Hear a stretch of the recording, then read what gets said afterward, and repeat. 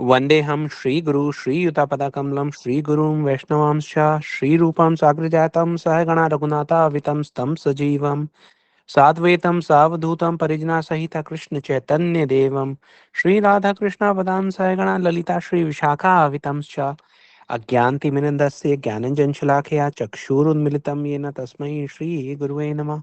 नमो विष्णुपदाय राधिकाय प्रियात्मने श्री श्रीमद्भक्ति वेदांत नारायण गोस्वामी थी नामिने नमो विष्णुपदाय कृष्ण पृष्ठाय भूतले श्रीमति भक्ति वेदांत स्वामिनी थी नामिने वाञ्छकल्पतरुभ्यश्च कृपा सिन्धुभ्येव च पतितनाथ पावनेभ्यो वैष्णवेभ्यो नमो नमः।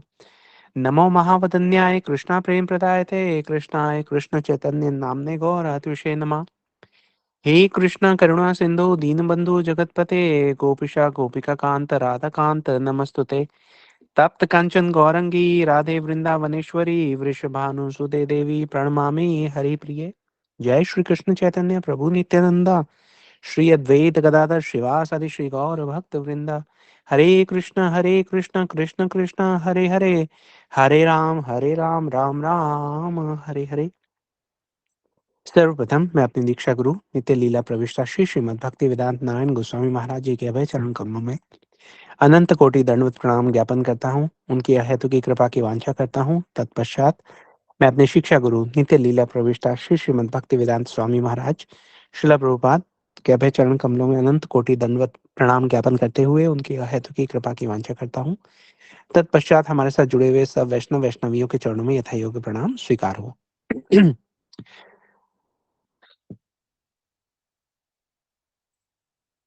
जी, आप लोगों में से कितने लोग देखिए सर्वप्रथम कल जो कथा हमारी थोड़ा लेट हुई, उसका कारण कल की विशेष तिथि थी, गौर पूर्णिमा। उसका मैसेज डालने में हम थोड़ा लेट हो गए। लेकिन हम जानना चाहेंगे कि जो लोग आज हमारे साथ हैं, इनमें से कितने लोग कल की जो कथा थी, उसको अटेंड कर पाए? जी, आप लोग एक बार हैंड रेज़ कीजिए ताकि हम आज की जो कथा है, उसको उसी प्रकार से आगे उसका संचालन करें।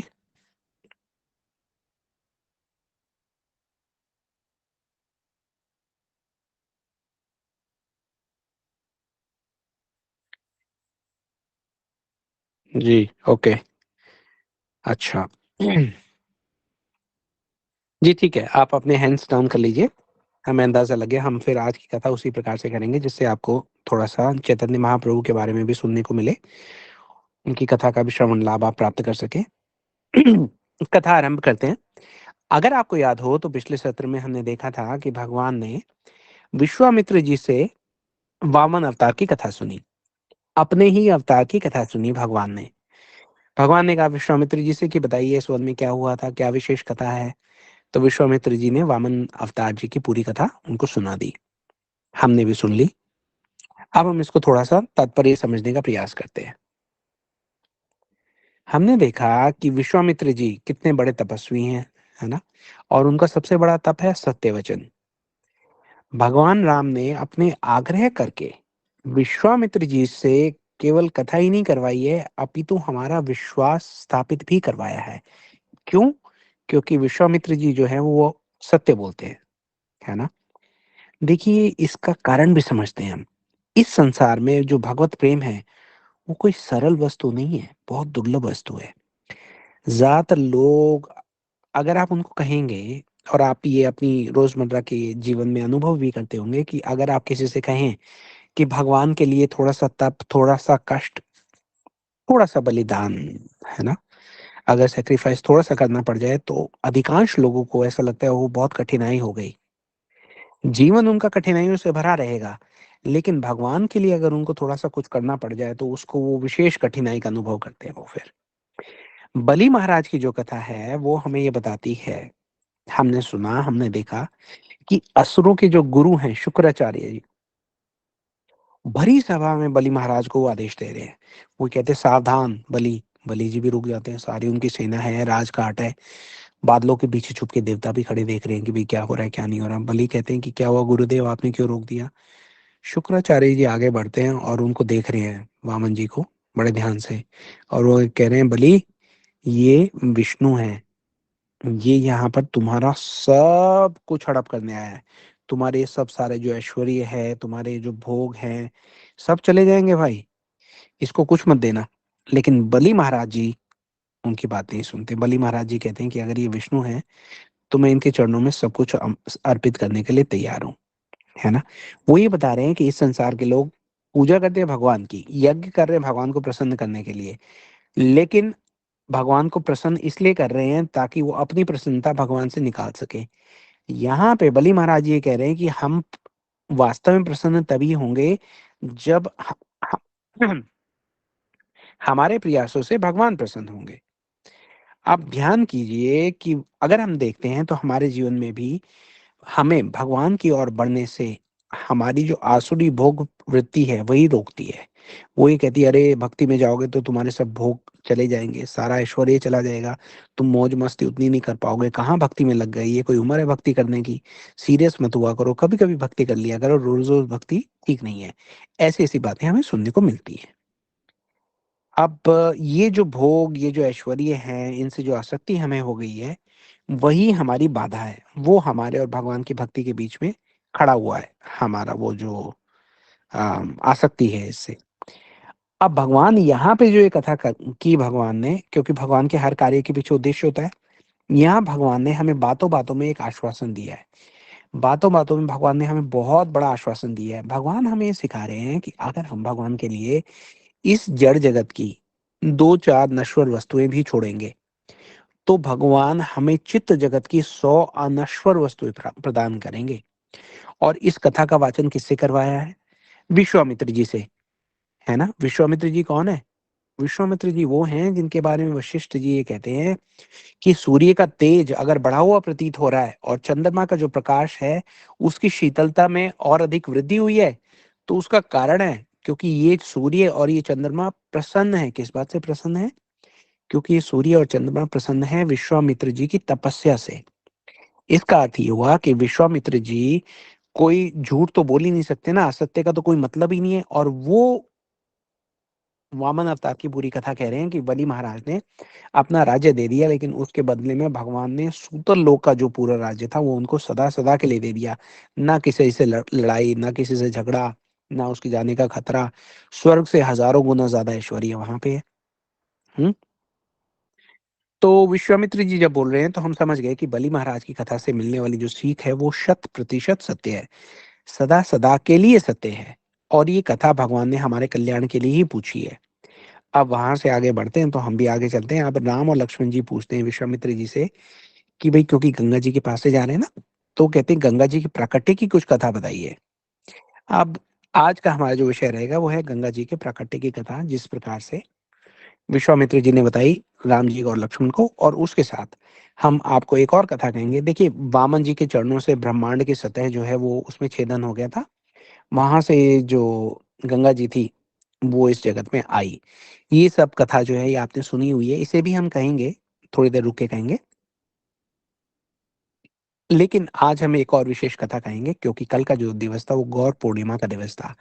गौर पूर्णिमा का मतलब ये है कि चैतन्य महाप्रभु का प्राकट्य है। चैतन्य महाप्रभु कौन है? चैतन्य महाप्रभु एक ही शरीर में राधा कृष्ण दोनों हैं, और वो इस कलयुग में आए हैं। अब उनके विषय में तो जितना कहा जाए उतना ही कम है। बस ये समझ लीजिए कि इस कलयुग में जिस किसी को, कुछ ही लोगों को ये समझने को मिलता है कि भगवान जो है वो यहाँ पे आए हैं, और भगवान यहाँ पर आए हैं तो किस रूप में आए हैं? चैतन्य महाप्रभु के रूप में आए हैं। राधा कृष्ण का मिलत तनु है।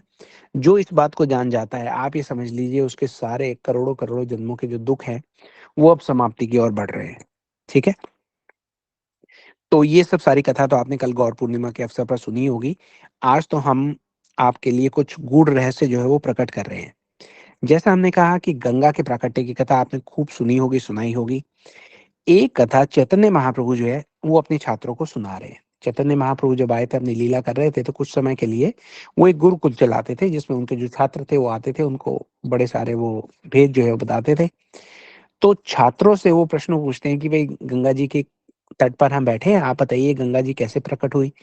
तो लोगों ने कहा, अरे ये तो भागीरथ जी लेके आए थे। अच्छा, भागीरथ जी क्यों लेके आए थे? तो उन्होंने महाराज सागर की कथा सुनाई। वो कथा अभी हम कर लेंगे। अच्छा, लेकिन ये लेके कहाँ से आए थे? अरे लेके तो वहां से दूसरे जगत से आए थे। वहां पे कैसे आई? अरे भाई वामन देव का वो जो है पैर चला गया, त्रिविक्रम रूप जब उन्होंने लिया बलि महाराज की सभा में, तो उनके पैर के अंगूठे से ब्रह्मांड की जो सतह थी उसमें छेदन हो गया, तो वहां से आ गई। तो अब महाप्रभु ये पूछते हैं कि ब्रह्मांड की सतह के उस पार कहाँ से आई। अब सारे एक दूसरे का मुंह देख रहे हैं, वो कहते हैं ये तो हमें नहीं पता। तो यहाँ पर चैतन्य महाप्रभु जो है वो उनको समझाते हैं कि वो हुआ कैसे। शिव जी की कथा एक बार हम उस तरफ मुंह करेंगे। देखिए शिव जी और पार्वती जी, हम ये देखते हैं कि प्रत्येक जगह है।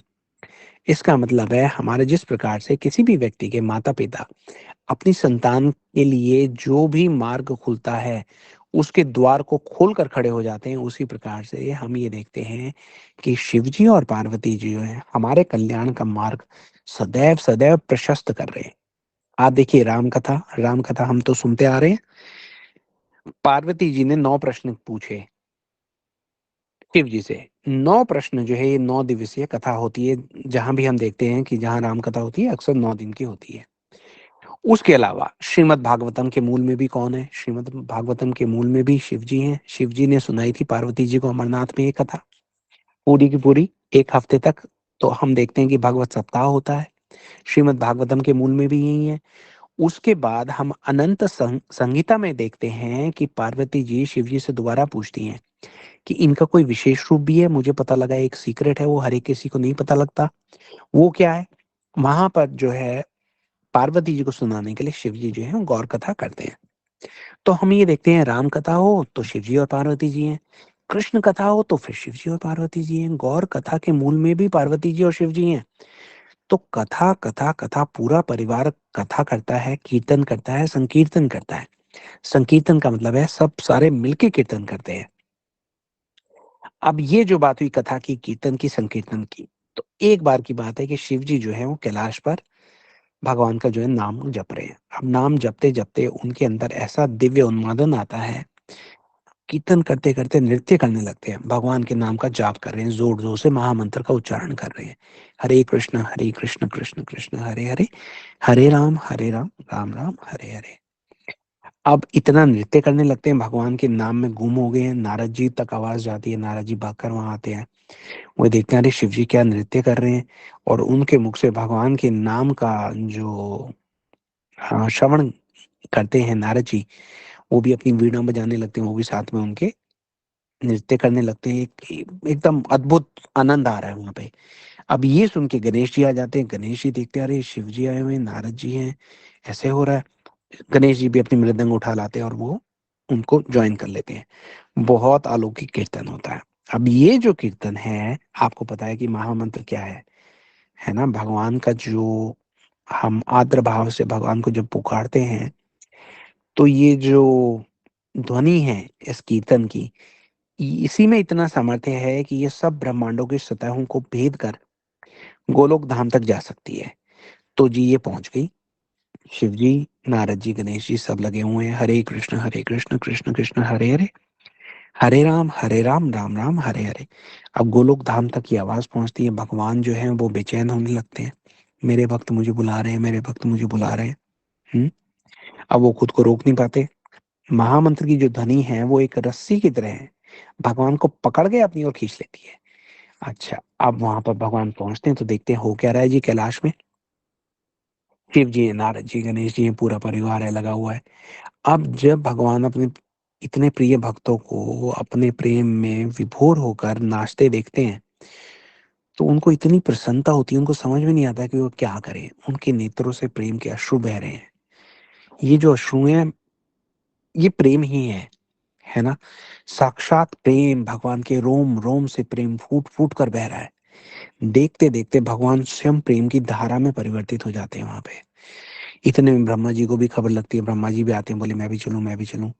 ब्रह्मा जी आए तो उन्होंने विचित्र दृश्य देखा, अद्भुत एकदम, ऐसा ना कभी देखा, ना कभी सुना, ना कहीं पढ़ा। ये हो क्या रहा है? भगवान जो है वो प्रेम की धारा में बदल गए, ये तो कभी देखा ही नहीं था उन्होंने। धन्य हो गए ब्रह्मा जी। उनको और तो कुछ सूझा नहीं, अपना कमंडल लेके आए थे, वो कमंडल भरने लग गए जो भगवान के प्रेम की धारा वहां बह रही थी। अच्छा, शिव जी देखते हैं कि अरे ये क्या हुआ, अचानक कुछ होने लगा। तो रुक के देखते हैं, तो ब्रह्मा जी तो अपना कमंडल भर रहे हो, कह रहे क्या कर रहे हैं आप? तो ब्रह्मा जी कहते हैं, शिव जी सबसे पहले तो मैं आपको प्रणाम करूं, आपकी कृपा से भगवान का ये प्रेम प्राप्त हुआ, मैंने तो भगवान का ऐसा रूप कभी देखा ही नहीं है। अच्छा, भगवान की बात करें तो कुछ देर में भगवान होश में आते हैं तो पूरी बात उनको पता लगती है कि भाई क्या हुआ। शिव जी से पूछते हैं भगवान, वो ये कहते हैं कि मेरे इस प्रेम प्रवाह रूप का क्या नाम होना चाहिए। तब से उसका भगवान का जो प्रेम है, जो भगवान का दिव्य प्रेम है, भगवान का जो ये प्रेम की जो धारा है, उसका नाम पड़ा गंगा जी, है ना? तो अब शिव जी पूछते हैं कि हे भगवान, आप तो होश में आ गए, है ना? जब आप ब्रह्म द्रव्य बन गए थे प्रेम का, तो ब्रह्मा जी ने तो कमंडल में भर लिया, इनको तो आपका प्रेम प्राप्त हो गया, मेरे हिस्से में तो कुछ आया नहीं। तो भगवान जो है बहुत प्रसन्न हुए, मुस्कुराने लगे, वो ये कहते हैं कि आप तो मेरे प्रेम की प्रतिमूर्ति हैं, आपकी तो मेरी भक्ति की ही प्रतिमूर्ति हैं। आपने अगर ये मतलब इच्छा आपने धारण की है, तो मैं आपके मस्तक पर अपनी प्रेम की धारा की बरसात कर दूँगा, है ना? अब ये जो भगवान ने यहाँ पे बोला, इसको अब हम देखेंगे कि कुछ समय के बाद ये जो था, ये एक लीला में परिवर्तित हो गया, है ना? भगवान जो भी लीला करते हैं, ये बात तो अब तक हम सारे समझ ही गए हैं कि भगवान जो भी लीला करते हैं, उसकी किस प्रकार से कहाँ पे एक भूमिका बाँध देते हैं। इसीलिए एक-एक शब्द हमें बहुत ध्यान से सुनना चाहिए। भगवान का हर शब्द अगली क्लास में आने वाली लीला की तैयारी हो सकता है। हुँ? तो ब्रह्मा जी ने अब हमने सुना था ना कि भगवान के चरण धुलाए तो इनका गंगा जी का एक नाम हुआ विष्णुपदी। शंकर जी की जटाओं में आई तो इनका नाम पड़ा जटाशंकरी। भागीरथ जी लेके आए थे अपने पूर्वजों को तारने के लिए तो इनका नाम हुआ भागीरथी। अब और इनकी क्षमता देखिए ना कि भागीरथ जी जब ले आए और अपने जो उनका पूर्वजों के वहाँ गए जहाँ महाराज सगर के जो पुत्र थे, उनके चिताओं की राख जो है लाखों वर्षों से पड़ी हुई है वहाँ तो। लेकिन जैसे ही गंगा जी के पवित्र जल का स्पर्श प्राप्त हुआ तो देखिए क्या होता है। वो सब सगर जी के पुत्र 60,000 थे, राख हो गए थे। वो जैसे ही जल का स्पर्श प्राप्त होता है तो एक-एक करके सब चतुर्भुज पार्षद बन के प्रकट हो रहे हैं और सीधा ऊपर की फ्लाइट पकड़ रहे हैं वैकुंठ लोक। वहाँ पे प्रकट होते हैं, गंगा जी को प्रणाम करते हैं एंड शू एकदम टेक ऑफ करके सीधा भगीरथ जी देख रहे हैं कहाँ गए, गए सीधा वो तो वैकुंठ में पहुँच गए, एक ही सेकंड में। भाई कमाल है ना? ये है गंगा जी का कमाल। अब गंगा जी की कथा भगवान ने विश्वामित्र जी से क्यों पूछी? क्योंकि भगवान को पता है कि गंगा जी जो है ये यहाँ पर उनके जब वो अपनी लीला समेट कर चले जाएँगे तो भी रहेगी। तो इस गंगा जी के माध्यम से गंगा जी की भक्ति करके, क्योंकि गंगा जी क्या है? गोविंद का जो आप ये समझिए कि एक प्रेम द्रवित रूप है। अगर हम इनकी शरण लेंगे तो ये हमें भक्ति दे सकती है ना? अब इसकी एक प्रचलित कथा है वो भी कर लेते हैं जो हमने आपको कहा था। कई जगह आती है ये कथा भी, लेकिन हमने जो लेटेस्ट अभी पढ़ी है वो श्रीमद् भागवतम के 9वें स्कंद के 8वें अध्याय में आती है। सगर महाराज की कथा आती है कि वो इक्ष्वाकु वंश के राजा थे। इक्ष्वाकु वंश आप सब जानते हैं भगवान राम का वंश है। उसमें आए थे सगर महाराज, अयोध्या के राजा थे।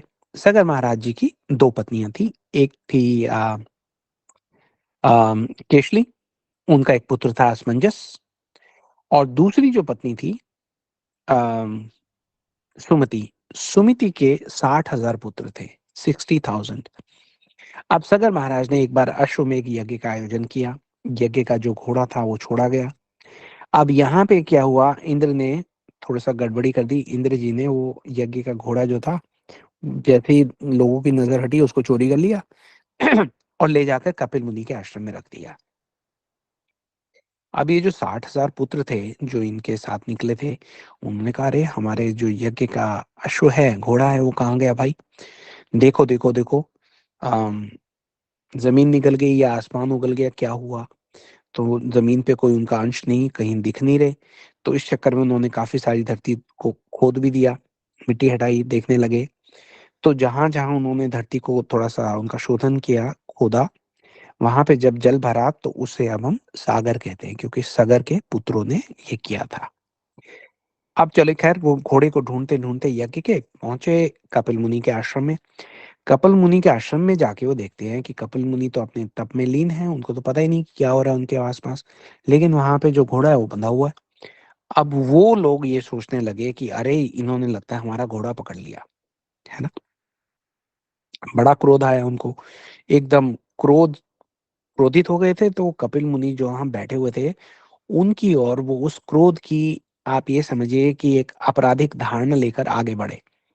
अब इतना आवाज़ हुआ, इतना शोर हुआ तो कपिल मुनि ने अपनी आँखें खोली, तो ऐसा समझा जाता है कि वो लोग अपने ही क्रोध की अग्नि में भस्म हो गए।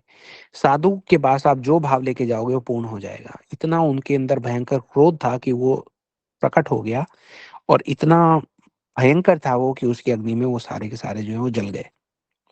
अब 60,000 पुत्र अपने ही क्रोध की ज्वाला में राख हो गए।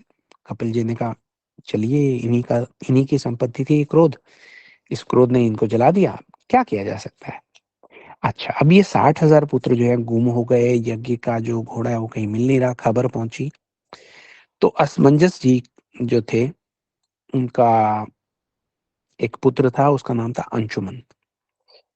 तो अंशुमन जी को भेजा गया कि ढूँढ के आइए। अंशुमन जी ढूँढते-ढूँढते जो है कपिल मुनि के आश्रम में पहुँचे, वहाँ पे वो देखते हैं दृश्य ही कुछ अलग है।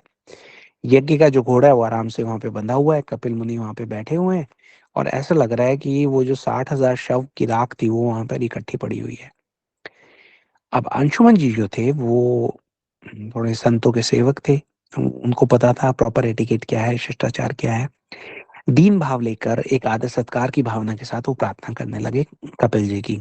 कपिल मुनि बड़े प्रसन्न हुए, उन्होंने आँखें खोली, देखा अंशुमन जी हैं। अंशुमन जी के मन में प्रेम था, तो प्रेम के द्वारा वो गदगद हो गए।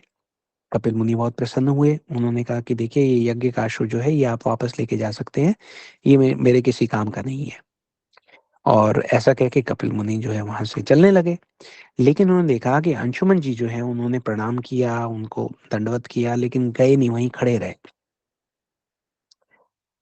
तो यहाँ पर हमें ये सीख मिलनी चाहिए कि अगर हमारे पास कभी साधु संग मिले और साधु संग के प्रभाव से हमें थोड़ा बहुत सांसारिक सुख मिल भी जाए, तो हमें सांसारिक सुख को असली धन संपदा मानकर वहाँ से चले नहीं जाना चाहिए, वहाँ खड़े रहना चाहिए संतों की परमार्थिक कृपा के प्रतीक्षा में।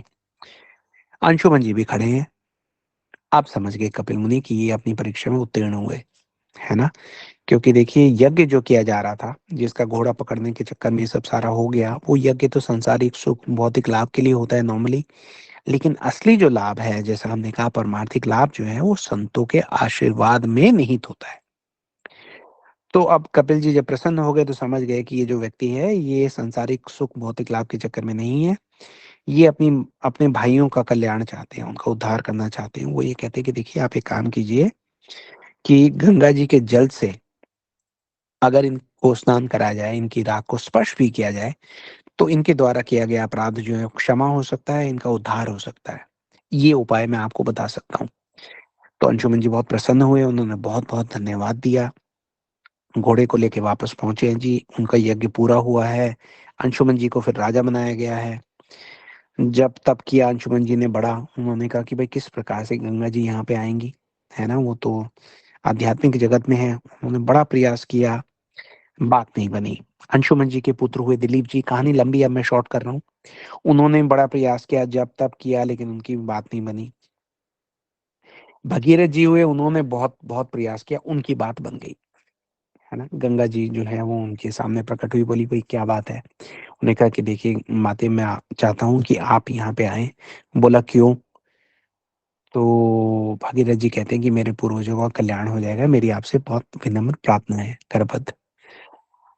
गंगा जी बोलती हैं कि ठीक है, मैं आने के बारे में कंसिडर कर सकती हूँ, लेकिन मैं 2 चीज़ें हैं जो मुझे सॉर्ट आउट करनी है, 2 चीज़ें हैं जो मैं जानना चाहती हूँ कि भई कैसे होगा?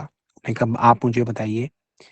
तो ये कहती हैं कि मेरा वेग जो है वो बहुत भीषण वेग है, मैं ऊपर से आऊँगी पृथ्वी पे, लेकिन इतने वेग से आऊँगी तो पृथ्वी तो बीच में से टूट जाएगी। तो मेरा जो वेग है उसको धारण कौन करेगा? तो भागीरथ जी बोले अच्छा ठीक है, ये पहली प्रॉब्लम है, इसको मैं सॉल्व कर दूँगा, आप दूसरी बताइए। तो दूसरी प्रॉब्लम उन्होंने कहा कि देखो भई मेरे में वो शक्ति है जिससे पापियों का पाप जो है नष्ट हो जाता है ना? लेकिन अगर पापी लोग आते रहेंगे, गंगा जी का स्नान करते रहेंगे तो अपना पाप तो वो वहीं पे छोड़ जाएँगे। मुझसे मैं पाप से मुक्त कैसे होंगी? तो भगीरथ जी ने कहा कि ठीक है, इन दोनों चीज़ों का सॉल्यूशन शिव जी देंगे। तो जाके उन्होंने शिव जी की तपस्या की। अब शिव जी तो जहाँ पे देखते हैं कि भक्ति की कोई भी कार्रवाई हो रही है, फ़ौरन प्रसन्न हो जाते हैं एकदम से, इसलिए उनका नाम है आशुतोष। आशु मतलब जल्दी। तो अब वो प्रसन्न हो गए। भागीरथ जी ने कहा कि आप मेरी मदद कीजिए, तो वो बोले कि अरे! अच्छा गंगा जी आ रही हैं, गंगा जी तो विष्णु पदी हैं, भगवान के चरणों से निकली हैं, तो उनको तो मैं अपने मस्तक पर धारण करूँगा, भगवान ने तो मुझे बोला ही था कि भई अपने प्रेम से वो मुझे मेरे ऊपर बरसात करेंगे। तो बोले मैं तो इस दिन की प्रतीक्षा में था, आने दीजिए। तो बोले और गंगा जी की दूसरी वो ये कहते हैं कि भई देखिए गंगा जी जो हैं, जब भी कोई पापी उनमें स्नान करके जाएँगे, अपना कितना भी वो पाप छोड़ जाएँ, जब गंगा जी में भगवान का एक भक्त स्नान करेगा, तो उनके सारे के सारे जो पाप छोड़ के गए हैं, उन पापों को वो नष्ट कर देगा।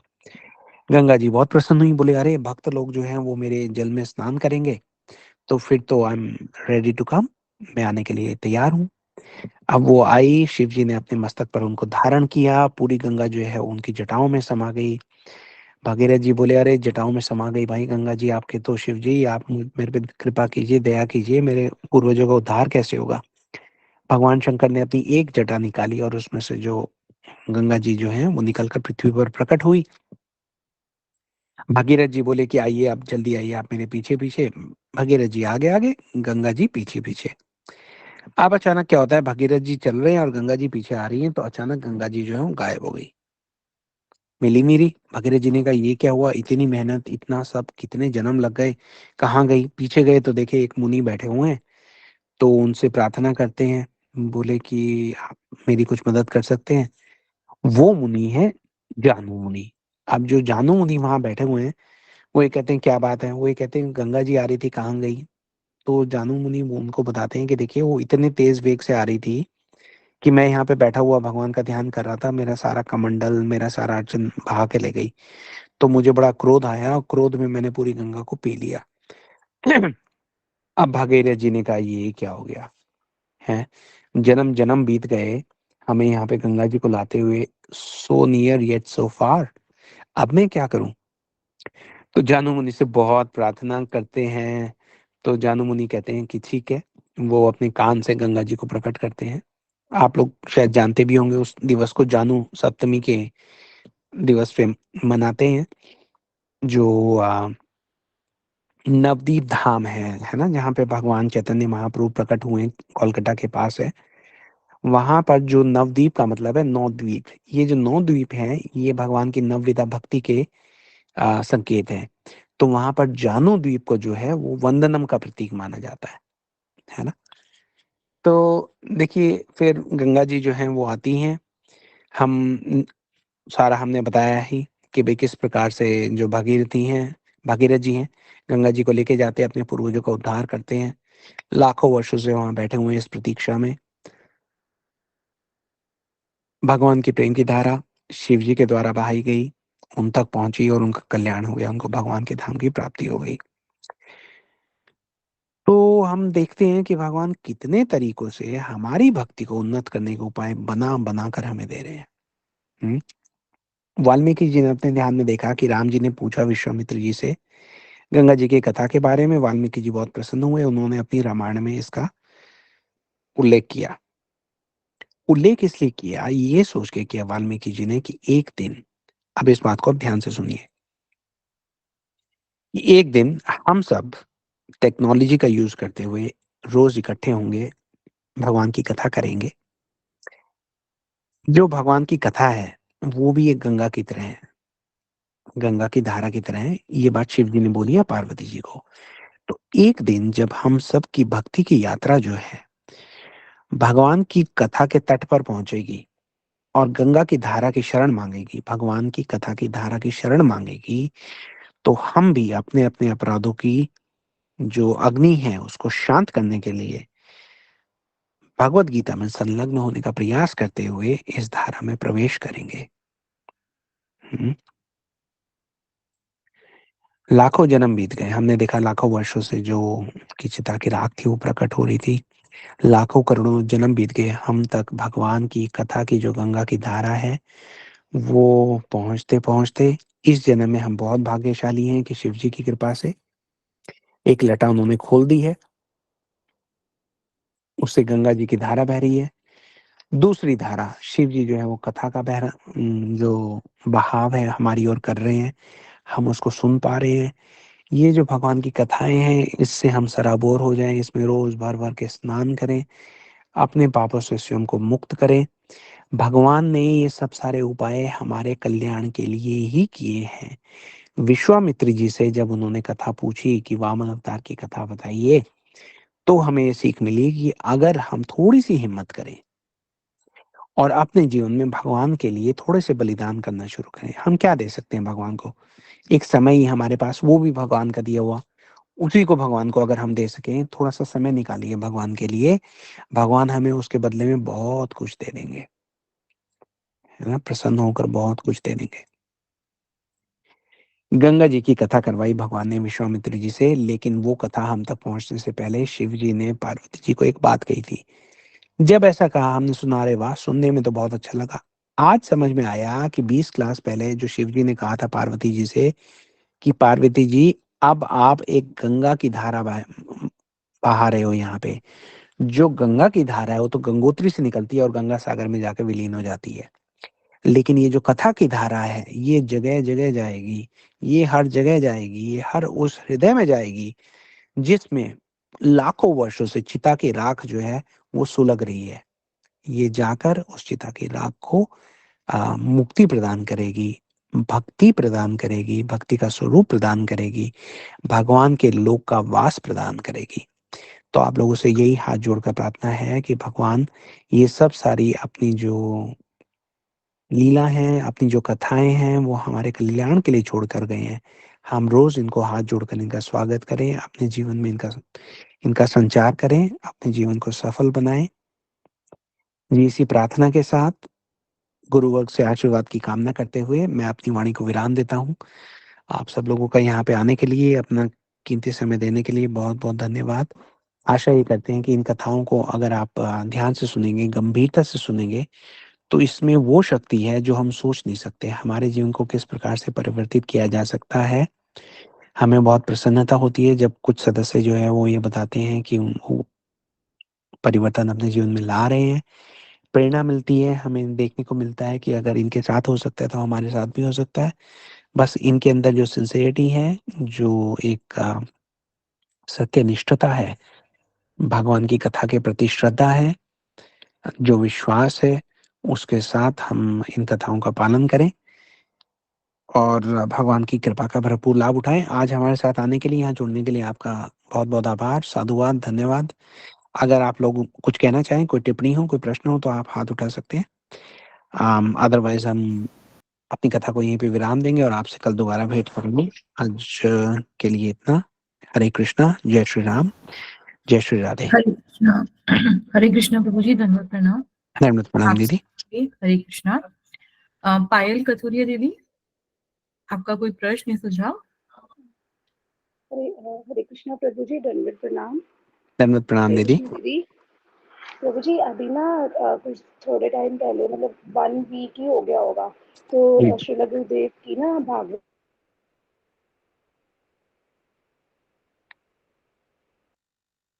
दीदी आपकी वॉइस नहीं आ रही है। हरे कृष्णा।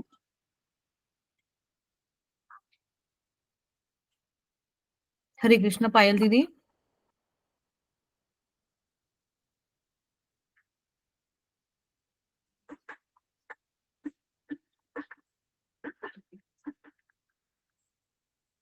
पायल दीदी, क्या आप अपने आप को अनम्यूट कर पा रहे हो?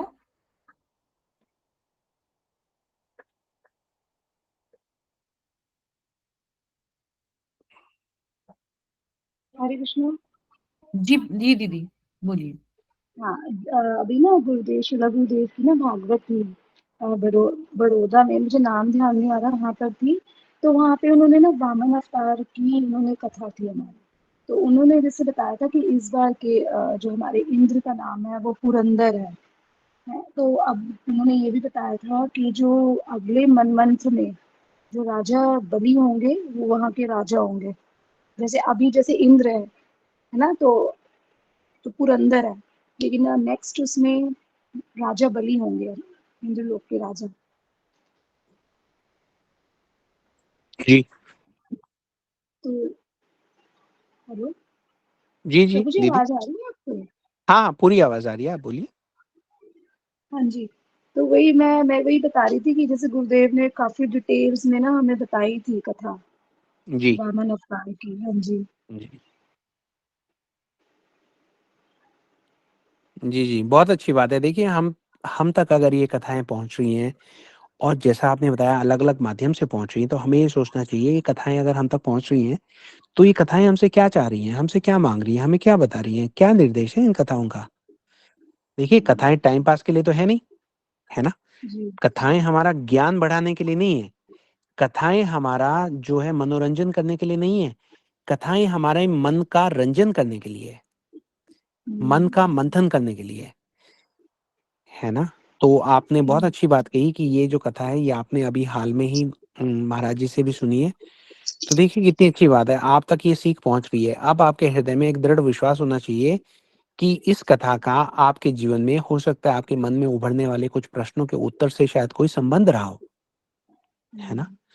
तो इसी तरीके से हम रियलाइज करते हैं। बहुत बार मेरे जैसा जो पति जी है वो भी कई बार कथाएं सुनता है, पढ़ता है, तो सोचता है ये मुझे what is it trying to tell me, और फिर समझ में आता है oh this is what it's trying to tell me. तो जो मेरे छोटे से दिमाग में जितना समझ में आता है, आप सब लोग बैठते हैं, सब गुरु भाई बहन बैठते हैं, तो उसको मैं भी अपनी ओर से प्रयास करता हूँ आप लोगों के साथ साझा करने का, शेयर करने का, कि शायद उसमें से किसी बात को सुनकर आपको भी कोई लाभ हो सके। आप लोग जो सुनते हैं वो हमारे साथ साझा करते हैं, तो उससे हमें भी बहुत लाभ होता है। तो एक प्रकार से आपने हर एक के लिए आज एक विचार जो है वो प्रकट किया है कि देखिए, ये सोचिए कि इन कथाओं से हमें किस प्रकार से लाभ हो सकता है। कथा अगर बार बार आ रही है तो क्या हमारे जीवन में कोई अटका हुआ प्रश्न है जिसका उत्तर बार बार हमारे सामने प्रस्तुत हो रहा है। तो थैंक यू दीदी। हरे कृष्णा। हरे कृष्ण प्रभु जी। हरे कृष्णा दीदी। रितु दीदी, हरे कृष्णा।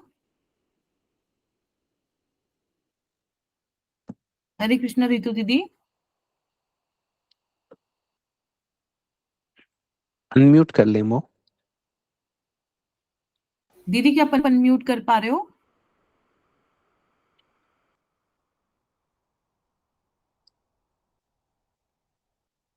राजीव प्रभु जी। हरे कृष्णा प्रभु जी, हरे कृष्णा दीदी, दंडवत प्रणाम। दंडवत प्रणाम दीदी। प्रभु जी दंडवत प्रणाम, कैसे हैं आप? आशीर्वाद है गुरु जी का और आपका जी, भी। गुरुदेव का आशीर्वाद है।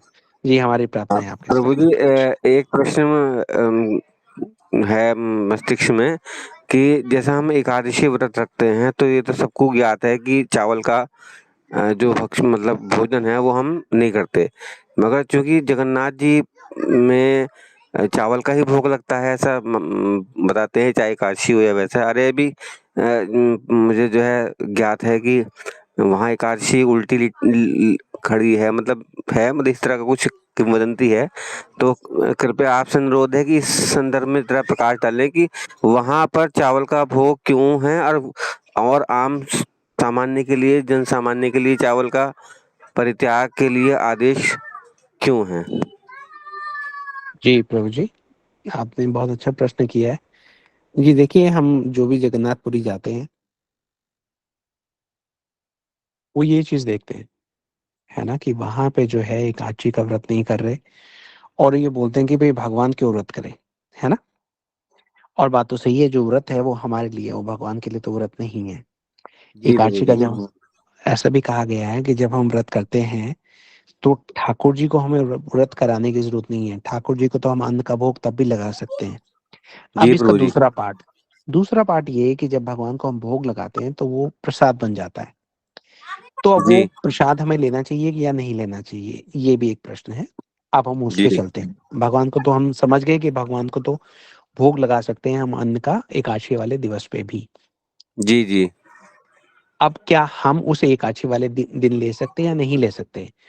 उसमें जो सबसे बड़ा एग्जाम्पल, सबसे बड़ी सीख, जो क्लियर इंस्ट्रक्शन, निर्देश आते हैं हमें, वो स्वयं चैतन्य महाप्रभु की ओर से आते हैं। हम उनके उसमें देखते हैं कि जब चैतन्य महाप्रभु अपना लीला प्रकाश यहाँ पे कर रहे थे, तो एक बार क्या हुआ कि पुरी जी के, जगन्नाथ पुरी जी के मंदिर से पंडों ने जो था भव्य प्रसाद लाकर महाप्रभु को दिया। महाप्रभु ने अपने सब परिकरों को इकट्ठा किया। देखो देखो प्रसाद आया है एकादशी वाले दिन, अन्न प्रसाद था प्रभु जी। तो उन्होंने सब लोगों को निर्देश दिया कि सबसे पहले सब लोग इसको प्रणाम कीजिए, दंडवत प्रणाम कीजिए। सबने दंडवत प्रणाम किया। बोले ये भगवान का प्रसाद है, इसकी परिक्रमा कीजिए। सबने परिक्रमा की, दोबारा प्रणाम किया। उसके बाद महाप्रभु ने बहुत ध्यान से, वेरी केयरफुली उसको उठाकर जो है अंदर रखवाया। उन्होंने कहा कि कल जब हम पारण करेंगे, जब हम फास्ट जो है हमारा पूरा हो जाएगा, तो पारण के बाद, फास्ट ब्रेक करने के बाद हम ये जो दिव्य प्रसाद है उसका सेवन करेंगे। तो इस प्रकार से चैतन्य महाप्रभु ये बता रहे हैं कि एकादशी के दिन हम अन्न प्रसाद बिल्कुल भी नहीं लेंगे। जो एकादशी का है सिर्फ वही लेंगे, उसके अलावा कुछ नहीं लेंगे। और अगर हमारे पास भगवान का प्रसाद आता है तो हम उसका पूरा आदर करते हुए उसको रखेंगे। एकादशी के अगले दिन ले लेंगे, जितना मर्जी हो उतना ले लेंगे, लेकिन एकादशी के दिन नहीं लेंगे। तो प्रभु जी ये उन्होंने पूरी की पूरी लीला इसी प्रश्न के उत्तर के लिए की है, ताकि हमें कोई भी कहीं भी कोई संदेह ना रहे, है ना। तो this is very very clear Prabhu जी।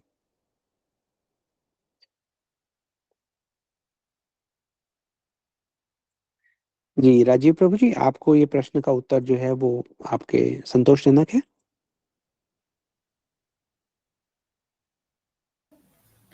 हरे कृष्णा राजीव प्रभु जी, आप अनम्यूट कर लीजिए खुद को। हाँ दीदी जी जी जी जी प्रभु जी, इसका अर्थ ये हुआ प्रभु जी कि वहाँ प्रसाद का जो भोग है, प्रसाद को पाते हैं लोग, मगर एकादशी से अगले दिन उसका भोग करते हैं। प्रभु जी देखिए, अब लोग क्या करते हैं इसके बारे में हमें कहना थोड़ा सा मुश्किल है, क्योंकि लोग अलग अलग है ना। जी जी है ना? जी जी हम लोग क्या है, हम लोग गौड़िया वैष्णव हैं। गौड़िया वैष्णव का मतलब ये है जो भी गौरंगा महाप्रभु को भगवान मानते हैं। जी प्रभु जी। और क्यों मानते हैं, उसके बहुत सारे जो हमारे ग्रंथ हैं, जो हमारे शास्त्र हैं, उसमें जगह जगह बोला गया है कि भाई ये गुप्त अवतार आएंगे। अब वो जी गुप्त अवतार ये हैं चैतन्य महाप्रभु, इनके बारे में बहुत क्लियर बताया गया है। जी लेकिन प्रभु जी। क्योंकि कलयुग है इसलिए लोगों को उनके बारे में ज्यादा पता नहीं है। महाप्रभु आए, स्वयं भगवान है, भगवान ने आकर बताया कि क्या करना है क्या नहीं करना। अब उस बात को कुछ लोग मानते हैं, कुछ लोग नहीं मानते। जो नहीं जी मानते उनके बारे में हम क्या कह सकते हैं प्रभु जी, हम तो प्रार्थना कर सकते हैं कि उनको भी अपॉर्चुनिटी मिले भगवान को प्रसन्न करने की। जी हम प्रभु जी। अपने पे ध्यान देते हैं कि भाई हम क्या करें कि भगवान जी प्रसन्न हो, है ना। प्रभु जी, एक छोटा सा प्रश्न ये है अभी इसमें हाँ हाँ शेष रहेगा कि ऐसा हाँ मानते हैं कि वहाँ एकादशी मैया को मतलब उल्टा लटका रखा है, ये कहाँ तक प्रभु जी, सत्य है, कहाँ तक इसमें वो झूठ है? वो ये कहते हैं कि ये जो व्रत वगैरह है, मुझे बोलते हुए थोड़ा अपना ध्यान रख के बोलना है प्रभु जी कि मैं क्या बोलने में सक्षम हूँ, क्या मुझे नहीं बोलना चाहिए। लेकिन आपके प्रश्न का उत्तर इस प्रकार से दिया जा सकता है। उनका ये कहना है कि भाई भगवान के आगे एकादशी के व्रत का कोई मतलब नहीं है। भगवान क्यों करेंगे व्रत, है ना। भगवान एकादशी जो है वो तो भगवान की दासी है। जी और वो जी ठीक कह जी रहे हैं, काशी में। एकादशी जो है वो भगवान की तो दासी ही है ना। जी लेकिन हमसे तो बहुत ऊपर है, हमारे लिए तो भक्ति प्रदाता है। भक्ति तो प्रदायिनी है जी। हमारे लिए तो पूजनीय है भाई, जी है ना। जी प्रभु जी जी। इतना ही हम जानते हैं। जी प्रभु जी, हरे कृष्णा प्रभु जी, दंडवत हरे प्रणाम। कृष्ण प्रभु जी, दंडवत प्रणाम। हरे कृष्णा। रितु दीदी, क्या आप अनम्यूट कर पा रहे हो? आपका हैंड रेज है रितु दीदी। पायल दीदी, आपने हैंड रेज किया है क्या फिर से? हाँ जी, हाँ जी दीदी। जी प्रभु जी, हमें ना डेली लाइफ में भी ना काफी सारे चैलेंजेस का सामना करना पड़ता है।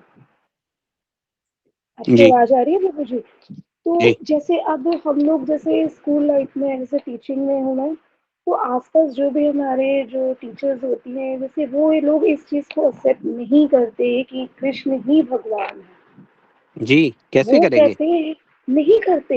आप नहीं उनको करेंगे। जितना बोल दें वो नहीं करते। बहुत बड़ा चैलेंज लगता है ये।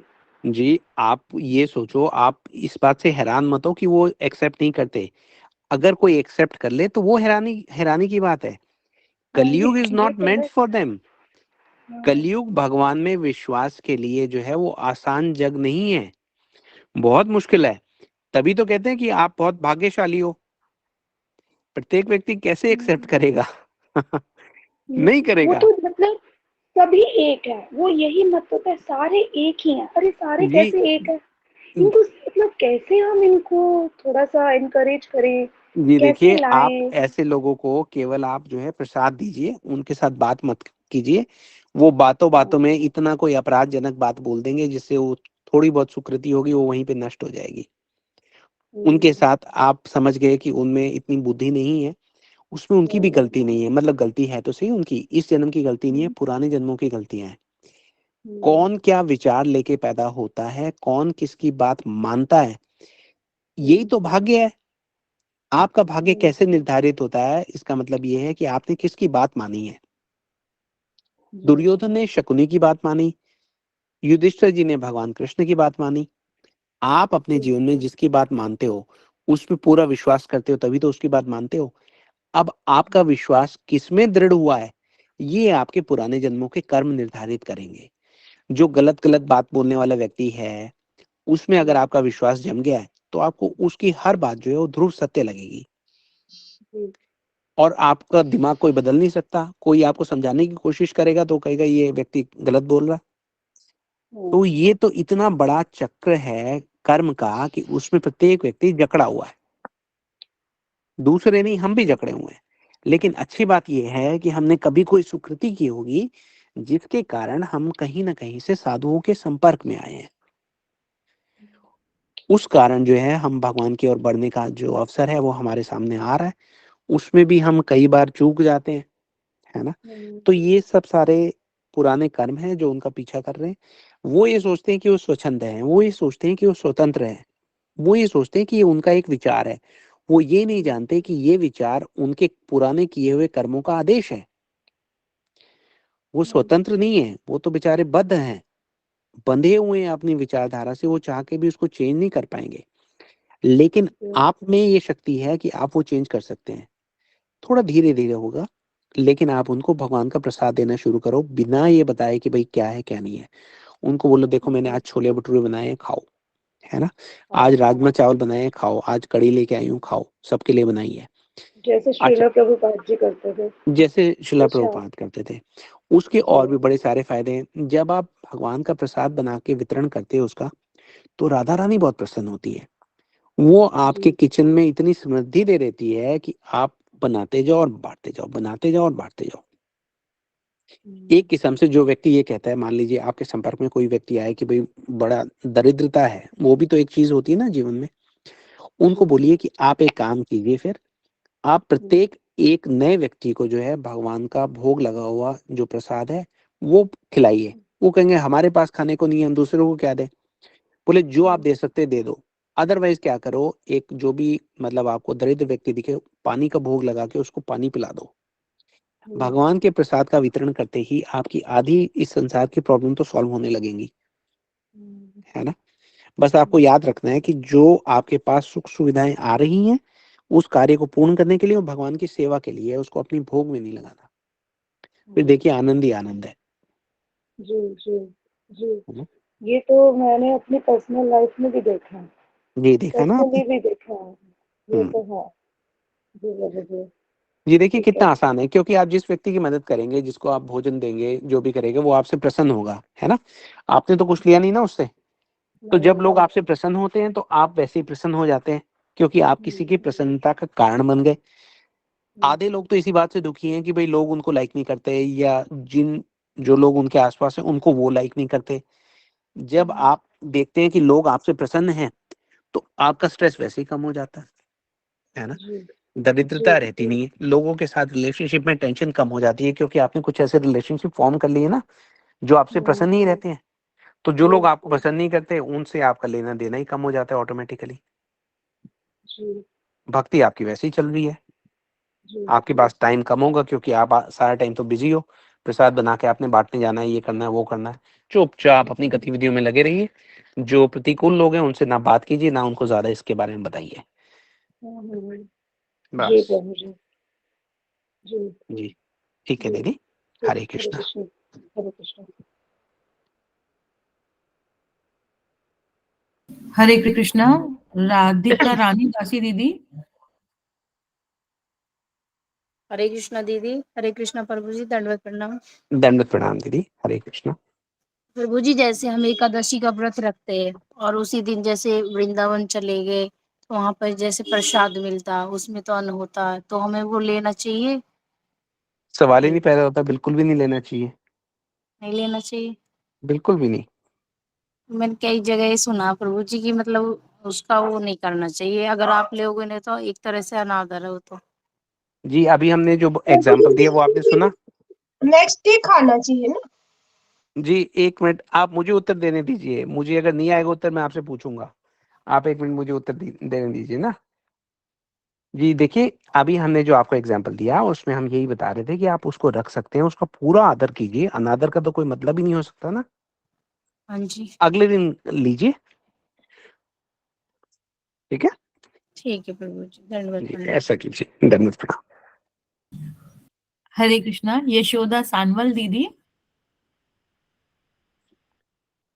हाँ, हरे कृष्णा दीदी, दंडवत प्रणाम। हरे कृष्णा हरे प्रभु जी, कृष्णा दंडवत दीदी। प्रणाम। जी, हरे कृष्णा दीदी। हाँ प्रभु जी, मैं ये पूछना चाह रही थी, जगन्नाथपुरी में जो उनके सामने स्तंभ है ना, खड़ा हुआ, तो उसपे सब जैसे दर्शन करने जाते हैं तो कोली भरते हैं ऐसे, तो उसका क्या मतलब है? मैं समझ नहीं पाई। मैं दर्शन तो कराई हूँ लेकिन मुझे पता नहीं लगा, वहां तो मैंने पूछा नहीं किसी से, लेकिन अब मुझे लगता है कि मुझे पता तो होना चाहिए उस बारे में। जी, आप वहां पे जो गरुड़ स्तंभ है उसकी बात कर रहे हैं? हाँ हाँ जी, हाँ जी, हाँ जी। जी, राइट। देखिए, मैंने कुछ सुना तो है, लेकिन सही सही जो कथा है मैं आपको और पता करके बताता हूँ। गरुड़ स्तंभ मुझे लगता है या तो महाप्रभु वहां पे जो थे उसका उन्होंने सहारा लिया था। वो जो वेदी है जहाँ पर भगवान को रखा जाता है, वहां पे जब वो गए थे महाप्रभु, तो एक तो पहली बार गए थे जब उन्होंने भगवान को आलिंगन किया था, और दूसरी बार जब गए थे तो ऐसा कहा जाता है कि विग्रह में वो समा गए थे, और बाकी समय वो गरुड़ स्तंभ के पास खड़े होकर शायद दर्शन किया करते थे। मैं उसको पूछ के आपको फिर मैं बताता हूँ। दीदी हरे आपको। कृष्णा। हाँ जी जी, प्रभु प्रभु जी, मैंने देखा ना, मतलब दीदी, बहुत अ, कोली, मतलब कोली भरते हैं ऐसे खूब ना, जी ऐसे हाँ, बहुत दीदी, देर निशा तक। दीदी कुछ बताने लगी है इस हाँ बारे में, जी, आप हाँ जी, सुनिए।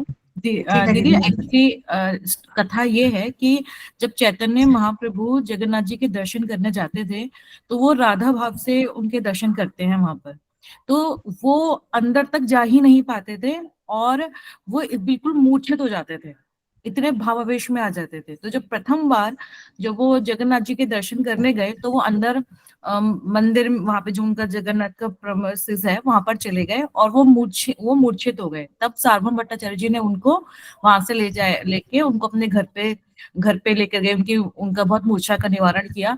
तब से सार्वभौम भट्टाचार्य जी ने उनको ये प्रार्थना की कि प्रभु आप अंदर मत जाइएगा, क्योंकि आप भावावेश में आ जाएंगे और आप मूर्छित हो जाएंगे और फिर आपको खुद ही अपना पता नहीं रहेगा। तब से जगन्नाथ जी यहाँ गरुड़ स्तंभ से आप देखेंगे वहां पे जगन्नाथ जी बिल्कुल साफ दिखाई सामने, देते, हाँ जी, सामने दिखाई सामने देते। सामने सामने तो वो बिल्कुल। वहां पे खड़े होते थे और वो अपने उस स्तंभ को ना पकड़ लेते थे, क्योंकि वो इतने भावावेश में आ जाते थे। और वहां पर आपने उनके नखूनों के निशान देखे होंगे और वो अपने पैरों के नखूनों से वहां पे खुरचते थे, क्योंकि वो इतने भाव में आ जाते थे वहां पे कि वो अपने आप पे कंट्रोल नहीं कर पाते थे उनके दर्शन करके। तो वहां पे ही वो बहुत उनके विरह में उनको उनके स्मरण में वो बहुत रोते थे और वो वहीं पे ही खड़े होकर उनके दर्शन करते थे। तो इसलिए गरुड़ स्तंभ को इसलिए हम वहां पे पकड़ते हैं और पूरा हाथों से घेर के, क्योंकि वहां पे महाप्रभु जी उसको ऐसे ही घेर के पकड़ के खड़े होते थे। जी दीदी, जी दीदी, मुझे बहुत दिनों से यही था। मैंने कहा पता नहीं क्या बात, मैंने बहुत देर तक, मैं भी ऐसे करती रही बहुत देर तक, तो लेकिन मैंने कहा मुझे पता ही नहीं लगा कि क्या कारण है, क्या बात होगा, कुछ तो होगा। मैंने कहा इसकी कुछ जी तो दीदी, दीदी हाँ जी। चैतन्य चरितमृत पढ़िए, बहुत सुंदर ग्रंथ है और सब कुछ बहुत अच्छे से उसमें डिटेल में दिया हुआ है और बिल्कुल अच्छा कथा की तरह से है। और एक अच्छा चैतन्य चरित्र पीयूष है ग्रंथ, उसमें बहुत शॉर्ट में दी हुई है स्टोरीज, आप वो भी पढ़ सकते हो। वो हाँ तो दीदी, बिल्कुल है कथा मेरे पास, जैसी हाँ है। हाँ, है मेरे हाँ पास, दीदी, हाँ। तुम पढ़िए उसको। जी जी जी, ठीक। हरे ठीक है कृष्ण। दीदी, हरे कृष्णा प्रभु जी, ठीक है दीदी। हरे कृष्ण दीदी। ये शायद गरुड़ स्तंभ वही है जहाँ पे चैतन्य महाप्रभु के शायद नखों के भी चिन्ह हैं। हाँ जी, हाँ? हाँ जी प्रभु जी, जी, जी, ये दैट इज़ द प्लेस ना? हाँ। जी प्रभु जी। एक्चुअली ये वो बनाया ऐसी जगह है जहाँ से भगवान के चरणों के जो दर्शन हैं, वो बड़े क्लियर रहते हैं ना? और जी प्रभु जी, महाप्रभु उसको इस प्रकार से आलिंगन करते थे जैसे वो भगवान का आलिंगन करते हैं। जी प्रभु तो जी। ये शायद एक कारण हो सकता है कि जिसकी वजह से अब ये नहीं पता कि वो हर रोज़ उसको आलिंगन कर पाते हैं जो वहाँ पे जाते हैं भक्त लोग, या शायद वो पहले रथ यात्रा के दौरान ही खोला करते थे। अब ये नहीं पता मुझे। ये तो मुझे पर भी नहीं पता नहीं प्रभु प्रभु जी। जी, रोज ही होते हैं शायद। मैं तो रोज़ ही 2 बार करते हैं। दर्शन करे ना, तो मतलब दोनों बार मतलब वही ऐसे आलिंगन करके करने के जय, बाद तब दर्शन करने को जाते थे अंदर। जय। बहुत सुंदर। हाँ जी, चलिए, हरे कृष्ण। तो जी प्रभु जी बहुत उनके नखों के निशान हैं वहां पे, क्योंकि वो इतना प्रेमावेश में, हाँ पकड़ भावावेश जी, में लेते थे उसको उनको ना। पकड़ स्तंभ लेते थे और वो स्तंभ पे, नखूंठों हाँ। से उसको कुरेदते थे। वो आज भी उनके वहां पे चिन्ह हैं। जय, हाँ जय। जी, हाँ जी, मैंने देखी। हरे हाँ, कृष्ण प्रभु जी, चलिए दंडवत दीदी प्रणाम। आपको बहुत सौभाग्य है कि आप हाँ गए जी, भी और आपने उस कथा हाँ के जी। द्वारा हम सबको भी लाभान्वित कर दिया। निशा दीदी का भी बहुत-बहुत धन्यवाद। हरे कृष्ण प्रभु जी, हाँ जी। हरि बोल, मैं हरि बोल। साक्षी गोपाल वगैरह भी गई थी, गंभीरा। मैं ना असल में वहां मठ पे चली गई थी। वहां मैंने उनसे सब पूछ लिया था कि मैं यहाँ आई हुई हूँ, तो मैंने कहा मुझे हुँ, बताइए मैं कहाँ कहाँ दर्शन करूँ। नहीं तो मैं नहीं कर बहुत अच्छा पाती किया प्रभु जी, आपने। मैं कहाँ दर्शन कर पाती। हम तो मेन मंदिर में वहां दर्शन करके निकल आते। उन्होंने कहा गंभीरा में जरूर जाओ, वो बकुल बट जाओ, गंभीरा जी जाओ और साक्षी गोपाल जी। जाओ। मैंने कहा ठीक है, बहुत अच्छा। क्योंकि तो मुझे बकुल वहां, भट्ट में वहां पे हरिदास ठाकुर जी का स्थान है शायद, है ना? हुँ, हाँ हाँ हाँ। वहां पे जी। हरिदास ठाकुर जी, क्योंकि जगन्नाथ जी के अंदर नहीं आते थे दीन भाव से, वो इसलिए वो वहां पर उस स्थान पर रहते थे, हाँ जी। वहीं और से गुजरे। गंभीरा में जो है महाप्रभु जी के वो थे, खड़ाऊ और कमंडली, वो चीज, जी, जी। वो दर्शन जो करे थे गौड़िया हमने। वैष्णव है वो तो जाते ही वहाँ गंभीरा के दर्शन करने के लिए। हाँ जी, हाँ जी। तो प्रभु जी, अगर जी, मैं वहां नहीं पता करती तो मुझे कहीं नहीं पता लगता कहाँ दर्शन करने, कहाँ नहीं करने। वो तो जी। मैं पूछ लिया था। मैं मठ में चली गई थी अंदर, मैंने उन्हें सब बहुत पूछ अच्छा लिया किया था। है, प्रभु जी बहुत को अच्छा मुझे किया है। कितने प्रेमी मिल गए थे, उन्होंने मुझे सब बता दिया। उन्होंने कहा ऐसे ऐसे दर्शन करना। हाँ जी। जी। अब हरे आप कृष्ण अपने प्रभु जी। आस-पास के लोगों को भी इस सब सारे जो तथ्य हैं उससे अवगत कराइए ताकि कोई वहाँ जाए, तो इसी प्रकार से वो अपना लाभ उठा सके हाँ पूरा-पूरा। हाँ जी, हाँ जी, हाँ जी प्रभु जी। ओके हरे जी, कृष्ण प्रभु थैंक जी, यू। दंडवत हरे प्रणाम। कृष्ण, दंडवत प्रणाम। रितु दीदी आपने हैंड रेज किया है? रितु दीदी,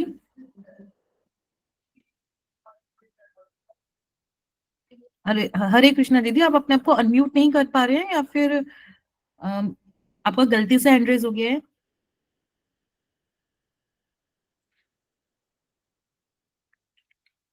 राजीव प्रभु जी, आपका कोई और प्रश्न है क्या?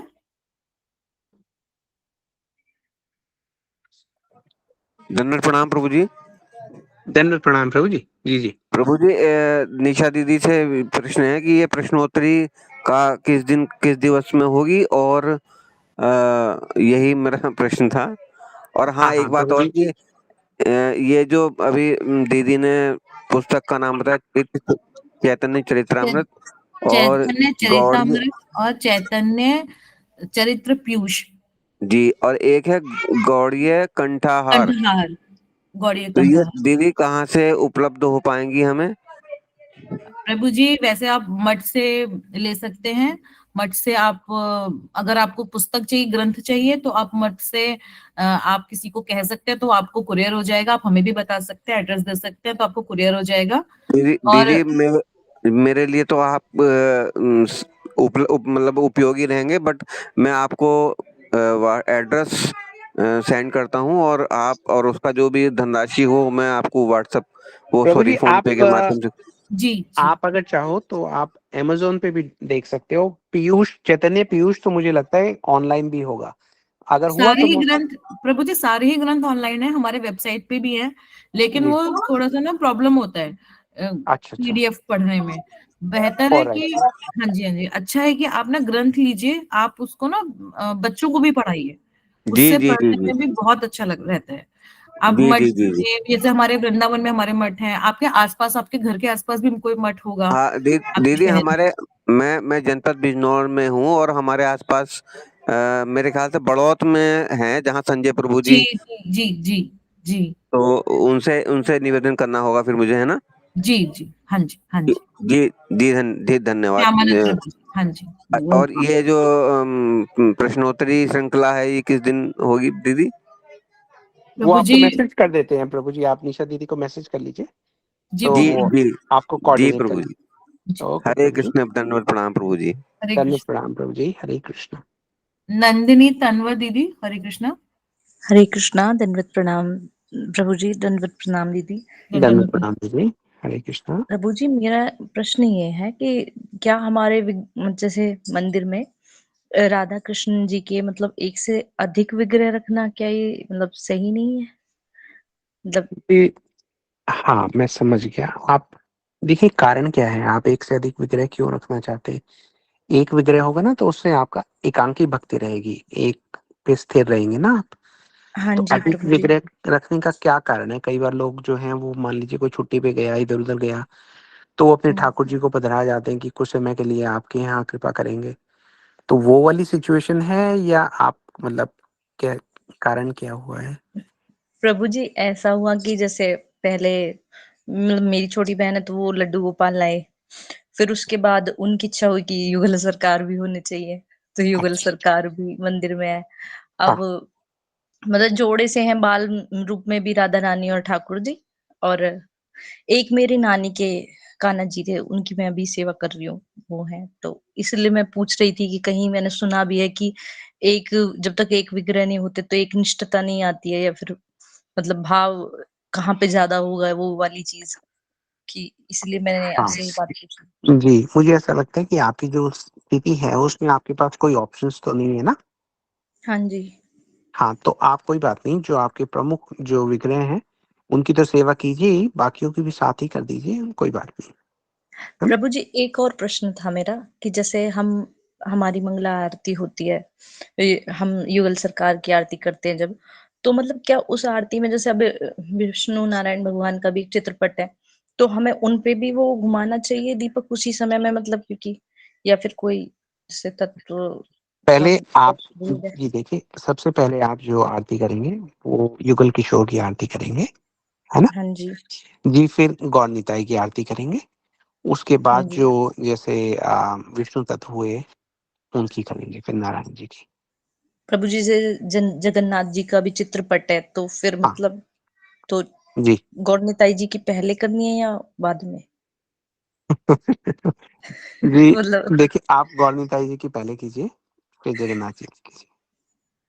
ठीक है प्रभु जी। हाँ, और प्रभु जी ओके। जैसे मतलब और बाकी के देवी देवताओं को वो आरती मतलब प्रसाद रूप में दिखानी है? हाँ बिल्कुल। ठीक है प्रभु जी, धन्यवाद। बिल्कुल। जी धन्यवाद। हरे कृष्णा। जी पायल दीदी, आपका कोई प्रश्न, आपका हैंड रेज है। जी प्रभु जी, जैसे हम मंगला आरती करते हैं तो युगल सरकार जी की आरती के बाद मैं विभावरी शेष पढ़ती हूँ, तो वो जी ठीक है? जी ठीक है। वो हमारे मतलब पास ये हमारे सारी आरती का ना एक वो सीरियल वाइज संकलन पड़ा है, हम आपको वो भेज देते हैं, आप उसको सीक्वेंस को आप फॉलो करने का प्रयास कीजिए। ठीक है प्रभु जी। हाँ? ओके। ठीक ओके। हरे कृष्णा। अब किसी का कोई प्रश्न है, कोई विचार, कोई प्रश्न? नंदिनी दीदी, आपका प्रश्न हो चुका है ना, आपका हैंड रेज है। यशोदा दीदी।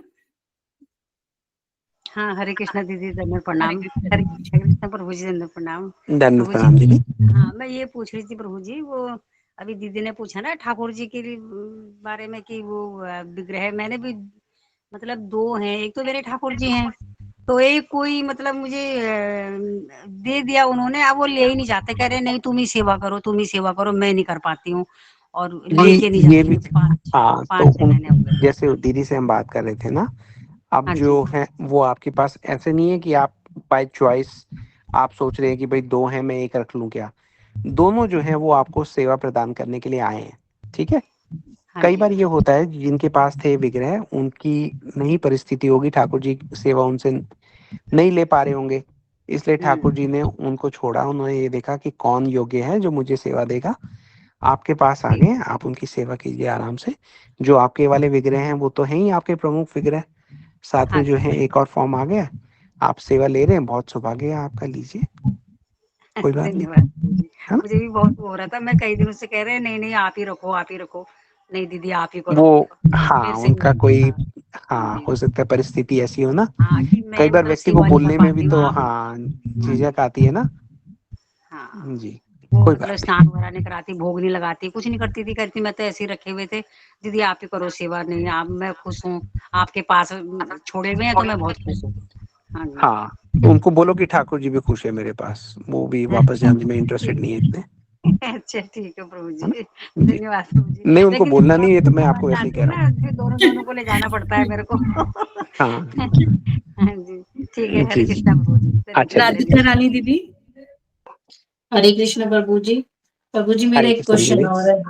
हाँ जी, प्रभु जी मैं ये बोल रही हूँ, जैसे कि मतलब मेरे पास लड्डू गोपाल और छोटी लाडो है, तो जैसे मुझे युगल सरकार लेने, तो वो कितने बड़े लेने चाहिए? जी, आप एक काम कीजिए, आपके पास अभी लड्डू गोपाल है ना, आप थोड़ी देर आप गौरनिताई के विग्रह लेके आइए, तो वो आपके लिए बहुत मंगलमय रहेंगे, है ना? हाँ जी प्रभु जी। तो तो उनकी कृपा से फिर उसके बाद आप युगल किशोर भी ले आइएगा अगर चाहें तो, क्योंकि कलयुग में जो है गौर निताई वो बड़ी कृपा देते हैं। दूसरे वो कोई अपराध नहीं लेते। युगल किशोर जी की सेवा में ना सेवा अपराध होने की संभावना बनी रहती है ना। हाँ तो जी।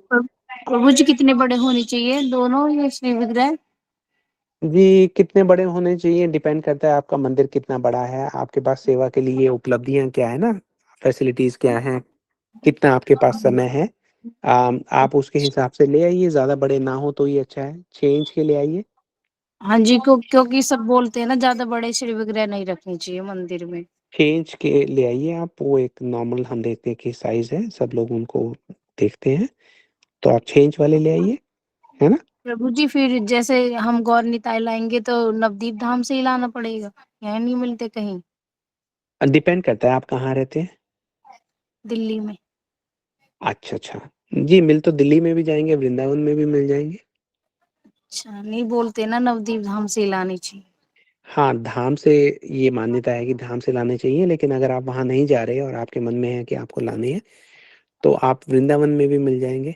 लोई बाज़ार वगैरह में आप जाके पूछेंगे ना, तो वो लोग हाँ बल्कि जी। बनाते भी हैं, तो उनसे जाके आप बात करेंगे।